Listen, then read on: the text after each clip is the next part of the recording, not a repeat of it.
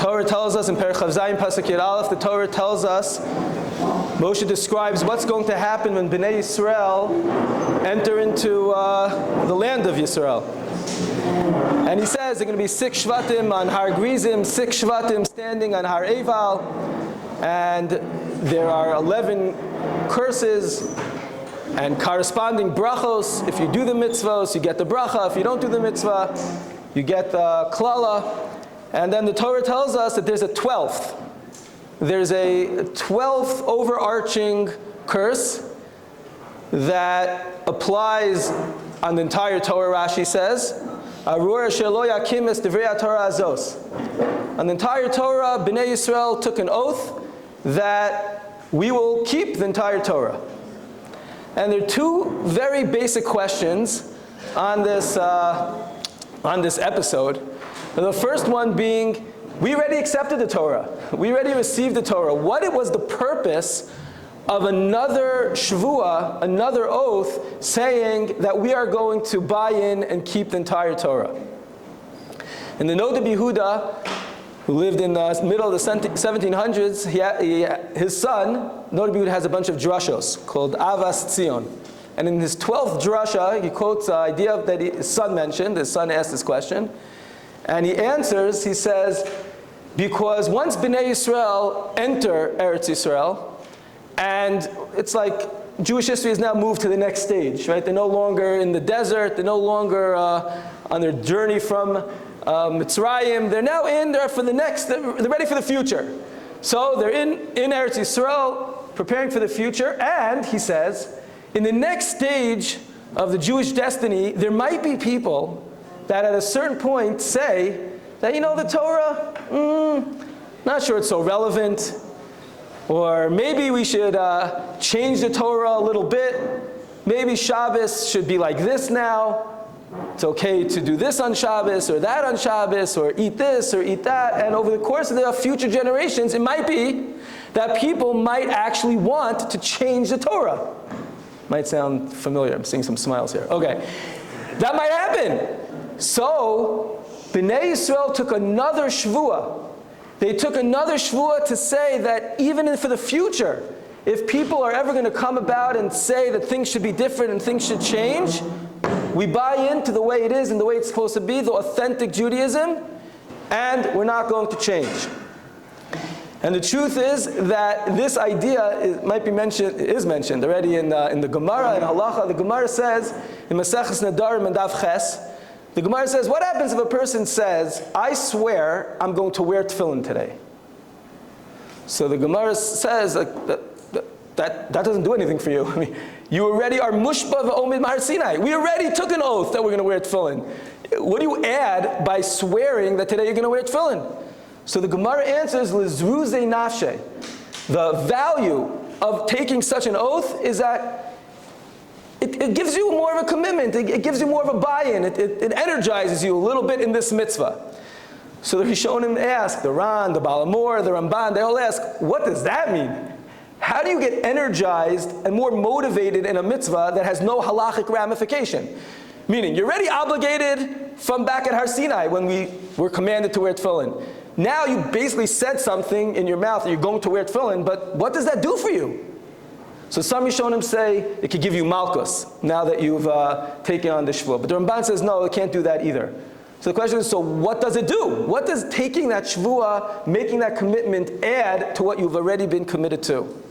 So the Stipler in his Sefer Kilas Yaakov and Nedarim, Siman Yud, he says that when he was a little boy, he suggested the following. And he said that Chazal knew the nature of a human being. And the nature of a human being is that even though we might be obligated to do something, but still it's not so simple to say, okay, yeah, I'm obligated to daven on time. I'm obligated to come to a minyan. I'm obligated to daven 3 times with a minyan. I'm obligated to wear my tzitzis, have my tefillin, and to do this and to that. Yeah, we know that we're obligated, but sometimes it's a little bit hard for us to come about and do that. So the Stipler says that to get rid of all excuses that a person might have, The Torah knew the nature of man and made us take a shvuah that gives us another level of commitment to this mitzvah. When I go ahead, okay, don't go around taking shvuahs now, okay, but if I go ahead and I make a commitment, I articulate a plan, I will now wear my tefillin. I will now make sure to get up early and daven on time. I will make sure to say Shema at the right time. I will make sure to daven with the minyan. I articulate and I make such a commitment, and I'm consistent with that commitment. That motivates a person even on things that, yes, intellectually we know we're supposed to be doing. Sometimes we require ourselves to just articulate and make a verbal commitment. No halachic add-ons come with it. But we need it. The human being needs sometimes that extra push, because to break a commitment, that's like a low level. Like, no one wants to break a commitment, right? No one wants to say, I'm going to do this every day and then not do it. You feel disgusting afterwards. You feel terrible. It's depressing, right? So if we could go ahead and make a commitment, I am going to do this, and then that helps motivate us to follow through, that is the value of going ahead and making that shvuah. So that's the idea. In the future, Moshe Rabbeinu knew that in the future, there are going to be all these forces coming at us and saying, that's not important, and why do you do that, and maybe we should change it to this. And it's going to be hard. The nature of man, it's going to be hard to follow through. Oh, what do you mean? But at Har Sinai, we were told to do that. Yes, that's true. Intellectually, I know that's right. But I have a lot of other forces that are like pushing me in other ways. So I need another commitment to help me move forward and help me navigate all of those pressures and challenges. So the first lesson that we have to take from here is that we all need to do this. Here we're in Elul, we're getting very close to Rosh Hashanah, we all want to perfect ourselves, we all want to be great, we want to do tremendous things. And we know that we want to do it, and we know that we should do it. But sometimes we just need one little extra thing, a commitment. It could be to a friend, it could be to a relative, it could be to a Rebbe. Just say, I'm going to commit to this small thing. And then go ahead and try to follow through consistently with that commitment. We will all see that that will take us to whole new levels of being successful. Question number 2.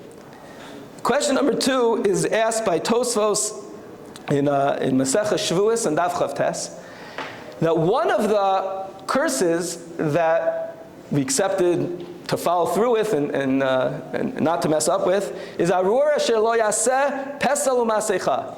We're not going to go ahead and do avodah zarah. Okay. So the question Tosfos asks is, I don't get it. What type of guy are we talking about over here? If this person is someone who actually worships idols, so you could tell him to commit to anything today, tomorrow. He doesn't believe in the whole thing. So the whole conversation and the whole episode with Moshe, that okay, accept, amen, we're in, but you don't believe in God and you're going to worship idols. So the whole thing doesn't make any sense. So what is this whole idea that people who maybe aren't bought in are still committing to something? So Rav Hutner, in his Mamarim on Yom Kippur, he answers as follows. He says, no, we're not talking about someone over here that is, doesn't believe. He's someone that wants to do the right thing. So what's the point? What's the point of making and accepting something that right now I'm holding by? What's the point of that? So he says something very important. It's called Kabbalah ala Asid, one of the parts of the tshuva that we accept for the future, what it's going to be. And he says as follows. He says, if I go ahead and I envision what something is going to be like in the future, I actually map out my day. I know, I learned this morning, you're not supposed to speak Lashon Hara. It's a bad thing. Oh boy, the fact that I spoke Lashon Hara in my past, oh, that's a terrible thing. I can't believe I did that. I'm never going to do it again. That's nice. Then, 3 hours later, someone gives you a call and says, you got to hear what just happened. You got to hear what happened. Really, what happened? And all of a sudden, before you know it, I spoke Lashon Hara. How'd that happen? I wasn't ready for that one. But if immediately in the morning, when I learned that halacha, and I was all inspired never to speak Lashon Hara, I all of a sudden accepted on myself that I'm not going to do it again. What does that mean? Let me map out what it would look like if I got a phone call and someone decided to start telling me something about someone else. What would I do with that situation? What would I do if I went to this place and I know that I no longer want to engage in certain behaviors and I all of a sudden get to this place and I could see how my friends might end up doing that and I'm there? What would I do? We start actually thinking it through the atid, the future of what things would look like. Says Rav Hutner, once a person brings that into his consciousness, once he's able to map out and view and articulate what he would do in a future situation and accept that he's not going to allow that to happen, he's much more deeply connected to that tshuva process. He's much more deeply connected to that value. And therefore, he says that's what it was. Yes, the person believed in Hashem. There was no question about doing Avodah Zarah, but it was an acceptance on what would be in the future, what would happen in a situation if someone would come to me and try to push me in a certain way. What would I go ahead and I would do? It's planning for the situation that didn't happen yet. And that's a big, big factor in all of us, in our growth. Of course we want to do the right thing. It's obvious we want to do the right thing. No one does the wrong on purpose. We're in a situation and feel uncomfortable. What am I going to do now? My friends are doing, what am I going to do? I feel uncomfortable. And then I give in. The Yetzer Hara gets the better part of me. But if I'm able to articulate in my mind and think about beforehand what it would look like in that situation, should I do it, should I not do it, we have a much stronger ability to be able to make through it in a successful manner. I remember when I was 18 years old, I went to a schmooze by Rav Leichter. Rav Leichter is a very, very big mashkiach in Yerushalayim, Talmud of Rav Wolbe, and he was giving schmoozim in Chevron Geula, in Yeshiva in Geula, and I went to the schmooze once a week. So it was the schmooze right before Yom Kippur. Okay, so I was really expecting to get really inspired. He's gonna tell me, it's right before Yom Kippur, it was like the night before. How do you have a successful Yom Kippur? So we went there, I remember this to this day. I almost thought I didn't understand what he was saying, it was in Hebrew. We sat there, and he said, I'm gonna tell you the most important part of Yom Kippur. Wow, I'm ready for this. Like a big person gonna tell me the most important part of Yom Kippur. He said, before Yom Kippur, you should spend time planning out the day after Yom Kippur. I went, huh? So you should plan out how you're going to buy your lulav and your esrog. I'm like, this is so strange. What is going on here? He said the most important part of tshuva is being real and planning out the next steps, how it's going to map out and how it's going to be for real. He says, for example, you're on Yom Kippur, you're feeling the height, you're all like, you're like a malach, you're all inspired. And what do you say? Hashem, I'm going to learn all day and all night. Food, forget about it. I don't need anything. It's going to be amazing. Right after Yom Kippur's over, I'm not even going to break my fast, straight to the Beis Medrash, learn all night, next day, all day. I'm there. That's it. New slate, clean slate, new start, here I go. And you wake up in the morning, obviously you fell asleep, okay, so you wake up in the morning, and I got to go buy a lulav and esrog. Fine, 5 minutes, I'm going to do that straight into the Beis Medrash. And I get there, and I find this gorgeous esrog, and the guy says to you, $500. $500, I wanted to spend 15 shekel. What do you mean? And you start to talk to him and back and forth, and you start to negotiate, and then you say, forget about it, and you go to the next place, and finally you find the lulav and esrog. Baruch Hashem, Mazel Tov. It's 3 p.m. The whole day's gone. Oh my goodness, I didn't even start building my sukkah. So I run home fast, and I start to build my sukkah, and I'm building, and I fall down from the ladder, and the whole thing's saying 9 o'clock at night. I haven't yet touched my Gemara that I was planning on learning the entire day. What happened? I was doing good things. I didn't do anything bad today. I was involved in my mitzvos.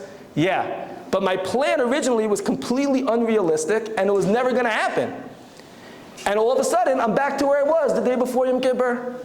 So explain Rav Leichter, the greatest way that a person could do tshuva is when he does his Kabbalah al-Atid, when he goes out and he does his acceptance for the future, it's actually mapping out and articulating a realistic plan of expectations to make sure that those things happen.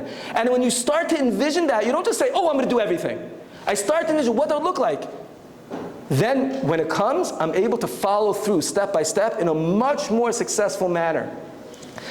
How do we do that? Baruch Hashem, we have amazing people here that could all help us, whether it's friends, whether it's chavusas, whether it's rebbeim, to help. What's realistic, what's not realistic, what might come up that I'm not thinking about, and let's map out the plan of how we could grow forward. And that Rav Hutner says is one of the key points of our growth process. So these two ideas are very, very important. One is to realize that articulating a commitment. No one should just say, okay, I'm going to be good. Articulate. What am I going to accept upon myself? What do I want to do better today? And then even say it out loud so that maybe you feel the pressure to actually follow through with it. Articulate the commitment. Make a commitment and articulate it. That's one. And two is plan out the steps to the future. What is it going to look like if I don't speak Lashon Hara anymore? What is it going to look like if I'm going to daven with a minyan every day without fail? What's that going to look like? What might be the challenges? And how can I overcome that? And how can I not fall into the situations that might push me to go ahead and not fulfill what I want?